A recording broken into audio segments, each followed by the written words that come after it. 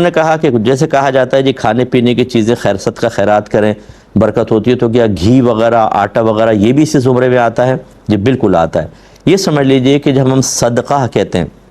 اسی کو اردو میں خیرات کہہ دیتے ہیں، صدقے کا مطلب یہ ہوتا ہے کہ اللہ کی رضا کے لیے ثواب حاصل کرنے کی نیت سے کچھ خرچ کرنا، اس کو صدقہ کہتے ہیں۔ اب اس کے اندر آپ پیسہ دیں، گھی دیں، اگر آپ اللہ کی رضا کی خاطر دے رہے ہیں، یہ سب کے سب صدقات و خیرات میں شمار ہوتے ہیں۔ میں تو اکثر یہ مشورہ دیتا ہوں کہ آپ دینی طالب علموں پہ خرچ کریں، بے شمار ثواب جاریہ ہوگا، اتنا بڑا ثواب جاریہ جس کو کوئی انتہا نہیں۔ اور کیونکہ وہ پڑھیں گے، عالم بنیں گے، مفتی بنیں گے، فتویٰ لکھیں گے، تدریس کریں گے، بیانات کریں گے، مربی بنیں گے، لوگوں کی تربیت کریں گے، اچھے مشیر بنیں گے، لوگوں کے رہنما بنیں گے، لیڈر بنیں گے، اچھی طرف لے کر جائیں گے، اپنے ادارے قائم کریں گے، ان میں پھر عالم مفتی سینکڑوں ہزاروں کی تعداد میں بنیں گے، آپ کے لیے بہت بڑا ثواب جاریہ ہوگا۔ انسانیت کی خدمت ہی کرنی ہے نا آپ نے، یہ بھی تو انسان ہے یا کوئی اور ایلین آ گئے آسمان سے؟ انسانیت کی خدمت کرنی ہے، ان کی خدمت کر لیں۔ ان علماء کو دیکھیں اپنے اطراف کے اندر جو بہت اچھا دین کا کام کر رہے ہیں اور ان کی تنخواہیں کم ہیں، اور وہ اس کے باوجود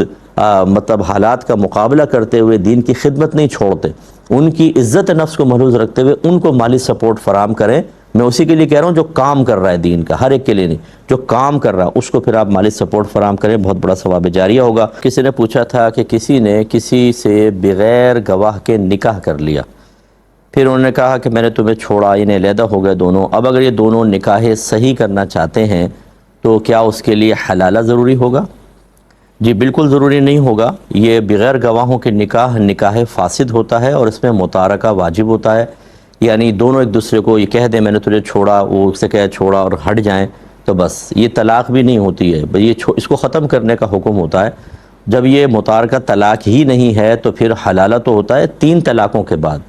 تو اس لیے اس میں کوئی ضرورت نہیں ہے۔ اگر وہ نکاح صحیح کرنا چاہتے ہیں، پہلے تو سابقہ نکاح پر اللہ تعالیٰ کی بارگاہ میں توبہ کریں، اور اس میں اگر جسمانی تعلق قائم ہو اس پر بھی اللہ کی بارگاہ میں توبہ کریں، اور آئندہ جو ہے وہ نکاح صحیح کر سکتے ہیں، بغیر حلالہ کے کریں گے، اور وہ پھر صحیح طرح زندگی اپنی گزاریں۔ یہ کہا کہ اگر ہم مدرسے میں زکوٰۃ دیتے ہیں تو اس کی رسید ہمیں ملتی ہے، انکم ٹیکس فائل کرتے وقت اگر ہم اس کو شو کریں تو اس پر ریفنڈ ملتا ہے، کیا ہم وہ لے سکتے ہیں کہ نہیں؟ دیکھیں نہیں لے سکتے، یہ ذہن میں رکھیے۔ جب آپ زکوٰۃ ادا کرتے ہیں تو زکوٰۃ کی درست ادائیگی کی شرط میں سے لکھا ہے کہ آپ اپنے تمام منافع اس سے منقطع کر لیں، اور یہ تو ایک نفع کی حاصل کرنے کی صورت ہے کہ آپ نے اگر زکوٰۃ دی ہے، آپ کو ریفنڈ مل گیا، تو گویا کہ اتنے زکوٰۃ کا پیسہ تو آپ نے واپس لے لیا، یا اس زکوٰۃ پہ اتنا نفع لے لیا۔ یہ شرعاً بالکل جائز نہیں ہوگا، ایسا ہرگز نہ کریں۔ ہاں میرا مشورہ یہ ہوگا، اگر آپ کہیں باہر کے ملک میں رہتے ہیں اور اس طرح شو کرنے پر آپ کو پیسہ ملتا ہے تو وہ چھوڑیں بھی نہیں، وہ لے لیں زکوٰۃ کی، اس سے نہ کہ میں زکوٰۃ کا وہ لے رہا ہوں، لینے کے بعد بغیر ثواب کی نیت کے صدقہ کر دیجئے، آپ اس کو اسے بھی نہ رکھیں، لیکن لے لیں، اچھا چلو کسی غریب کا فائدہ ہو جائے گا، لیکن حکم وہ ہے جو میں نے آپ کو عرض کیا۔ یہ کہتے ہیں کہ کچھ لوگ انکم ٹیکس بالکل پے نہیں کرتے یا کم کرتے ہیں، ان کا کیا حکم شرع ہوگا؟ دیکھیں اب یہ مجھے نہیں پتا کہ کون سے ملک سے کویسچن کیا گیا ہے۔ بالکل انکم ٹیکس پے نہ کرنا یہ تو غلط ہے، بالکل، چاہے وہ ہمارا ملک ہو چاہے باہر کا ملک ہو۔ انکم ٹیکس کا پیسہ ضروری نہیں ہے کہ ہمارے ہاں بعض اوقات تصور ہوتا ہے کہ یہ فلاں کنٹری ہے تو غلط یوز ہو رہا ہوگا، فلاں کنٹری ہے تو بہت اچھا یوز ہو رہا ہوگا۔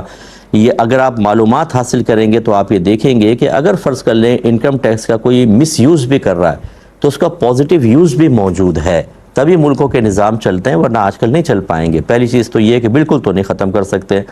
ہاں کمی بیشی کے اندر احکام مختلف ہو سکتے ہیں، وہ کون سے ملک کا ہے،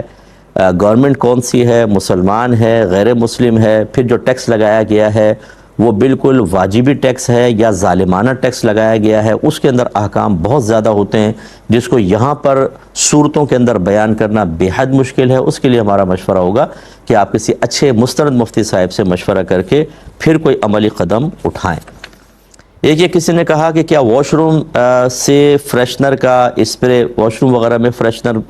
کر دیتے ہیں یا اسپرے وغیرہ کسی خوشبو کا کرتے ہیں، یہ جائز ہے کہ نہیں؟ کیونکہ اس سے جنات اٹریکٹ ہوتے ہیں۔ دیکھیں پہلی بات تو یہ کہ آپ کو کیا پتا کہ خوشبو سے جنات اٹریکٹ ہوتے ہیں؟ ہمیشہ تو کوئی ایسا نہیں ہوتا، نہ کوئی قاعدہ قانون ہے،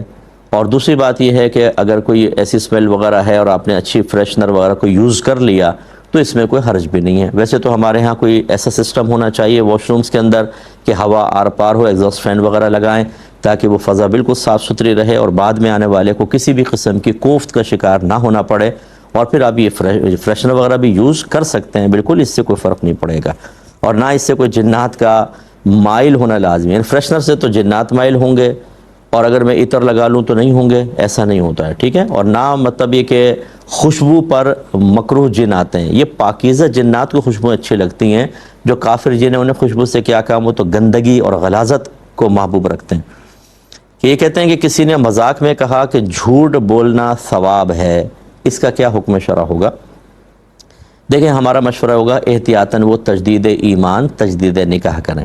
اور اس کو مطلقاً ہم کافر نہیں کہہ سکتے یا مرتد نہیں کہہ سکتے، کیونکہ خود شریعت ہمیں بعض مقامات پر ممنوعہ کام کرنے کی اجازت دے دیتی ہے، جن میں سے ایک جھوٹ بھی ہے، کہ اگر فرض کر لیں کوئی مظلوم ہے، اگر آپ سچ بول دیں، مثلا کسی نے کہا وہ کہاں ہے، اگر آپ بتا دیں تو لوگ اس کو قتل کر دیں گے، اور آپ کو یقین ہے کہ وہ مظلوم ہے، تو آپ جھوٹ بول سکتے ہیں کہ مجھے نہیں پتا بھائی وہ کہاں ہے۔ تو یہ تو اس کی جان بچانے کے لیے جھوٹ بولنا بلکہ فرض ہوگا، اگر آپ بتا دیں گے مظلوم مارا جائے گا، آپ بھی گناہگار ہو جائیں گے۔ اس جھوٹ کے اوپر تو امید ہے کہ ثواب حاصل ہوگا۔ ایسے دو لڑائی جھگڑا کرنے والوں کے مابین صلح کرنے کے لیے جھوٹ بولنا شرعاً جائز ہوتا ہے، جیسے دو دوست تھے لڑکے بیٹھ گئے، دو خاندان والے ہیں لڑکے بیٹھ گئے، آپ ایک کے پاس گئے کہ بھئی وہ تو آپ کی بڑی تعریف کر رہا تھا، وہ آپ سے بڑی محبت کرتا ہے، ادھر جا کے بھی ایسا کہہ دیا، تو ان کے دل میں محبتیں پیدا کرنے کے لیے اس طرح کے بعض جھوٹے جملے کہہ سکتے ہیں، اس کی بھی اجازت ہے، تو اس پہ انشاءاللہ ثواب بھی ملے گا۔ تو یوں کیونکہ اس میں ایک تعویل ہو سکتی ہے، اس لیے صریح کفر تو نہیں کہلائے گا، لیکن یہ ضرور ہے کہ چونکہ مذاق میں کہا، اور ہمارے غالب گمان کے مطابق اتنی تفصیل ایک عام آدمی کو معلوم بھی نہیں ہوتی، اسے صرف جھوٹ کا ایک ہی پہلو پتہ ہے، جھوٹ بولنا حرام ہے، لالچ بری بلا ہے، غصہ حرام ہے، غیبت کرنا گناہ کبیرہ ہے، حالانکہ ان سب میں جوازی صورتیں بھی بنتی ہیں، بدگمانی حرام ہے، حالانکہ بعض بدگمانیاں تو واجب ہوتی ہیں۔ تو یہ چونکہ ہم نے علم دین سیکھا نہیں ہوتا، پولے چیزیں سیکھی ہوتی ہیں، کتابوں کے اندر ہم نے لالچ بری بلا ہے، ہم نے سبق پڑھا تھا 5ویں کے اندر، تو وہ چیزیں پڑھ کر اس کا کسی بھی چیز کا ایک یا دو پہلو اپنے ذہن میں بٹھائے ہوتے ہیں، اور اس کے بعد ہم سمجھتے ہیں ہم اس کے بارے میں علم ہے، کاش ہم اس کے اور مختلف پہلو بھی دیکھتے، تو آپ یہ دیکھیں گے کہ شریعت ہمیں ان معاملات کے اندر بڑی وسعت دیتی ہے، اور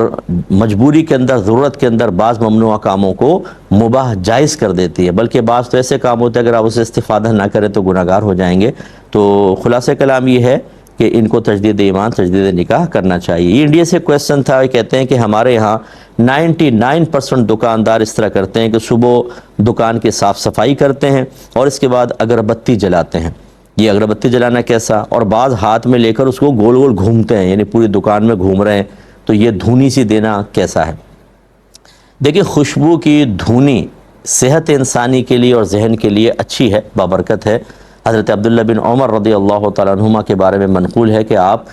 زعفران کی دھونی لیا کرتے تھے، تو یہ اس میں یہ یعنی طبی نقطہ نگاہ سے بہتر ہے، لیکن اس میں کوئی شریعت نے اس میں کوئی ثواب کا پہلو نہیں رکھا۔ یعنی صبح اگربتی اگر فرض کرنے کو سلگا دے اور اس کو تجارت کے مسائل بالکل نہیں آتے، سارا دن فراڈ کرے گا، تو اگربتی سلگانے سے اس کو کیا فائدہ ہوگا بھائی جان؟ اصل چیز اگربتیوں سے برکت حاصل کرنا نہیں ہے، اصل چیز یہ ہے کہ آپ دین سیکھیں، جو آپ کاروبار کر رہے ہیں، جو دکان چلا رہے ہیں، جس طرح آپ جاب کر رہے ہیں، بزنس کر رہے ہیں، اس کے بارے میں ضروری معلومات حاصل کریں کہ اللہ تبارک و تعالیٰ اور اس کے رسول کریم صلی اللہ علیہ وسلم ہمیں ان کو شریعت کے مطابق کرنے کی کیا تعلیم ارشاد فرما رہے ہیں۔ وہ تعلیم کہ اگر صرف نظر کر لیں، غفلت اختیار کریں، سستی کوتاہی کریں تو ہمارا حلال حرام ہو جائے گا، اور پھر بیوی بچوں کے پیٹ میں جب حرام پہنچے گا تو گھر میں بے سکونیاں، بے برکتیاں تو پیدا ہی ہوں گی۔ یہ معلوم نہ کریں، بس یہ کہ جی صبح دھونی دے دیں۔ یہ بعض اوقات آپ دیکھیں گے روڈ پہ چل رہے ہوں گے نا، وہ ایسے کر کے تھوڑی سی ڈال کے دھونی دکان میں کر کے لائیے جی پیسہ دیجیے،